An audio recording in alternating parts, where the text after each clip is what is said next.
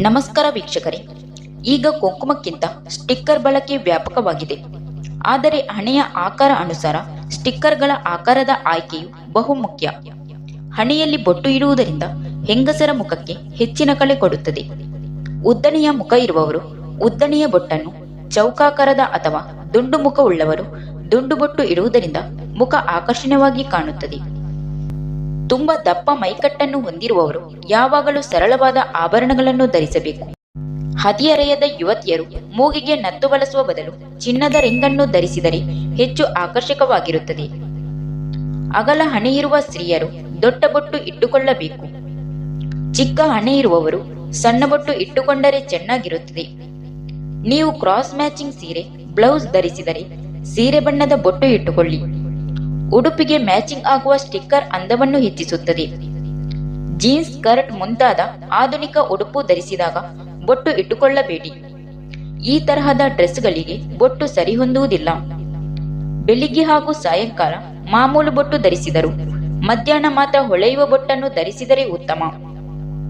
ಪ್ರತಿ ಬಾರಿಯೂ ಹೊಸ ಬೊಟ್ಟನ್ನು ಇಟ್ಟುಕೊಳ್ಳಿ. ಒಂದು ಬೊಟ್ಟನ್ನು ಹೆಚ್ಚು ಸಲ ಬಳಸಬೇಡಿ. ಕೀಳು ದರ್ಜೆಯ ಬೊಟ್ಟನ್ನು ಉಪಯೋಗಿಸುವುದು ಎಂದೂ ಒಳ್ಳೆಯದಲ್ಲ.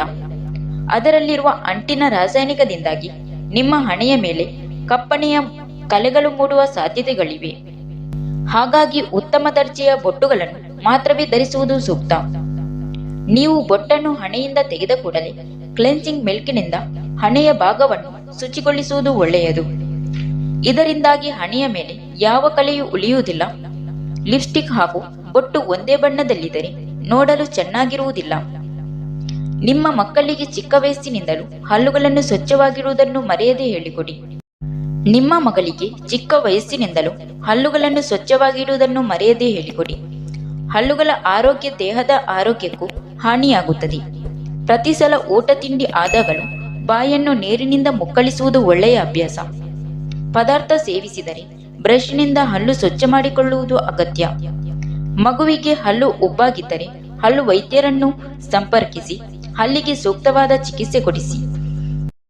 Thank you for watching. Video ಇಷ್ಟ ಆದರೆ ಒಂದು ಲೈಕ್ ಮಾಡಿ, ವಿಡಿಯೋನ ಎಲ್ಲರಿಗೂ ಶೇರ್ ಮಾಡಿ, ಚಾನಲ್ನ ತಕ್ಷಣ ಸಬ್ಸ್ಕ್ರೈಬ್ ಮಾಡಿ.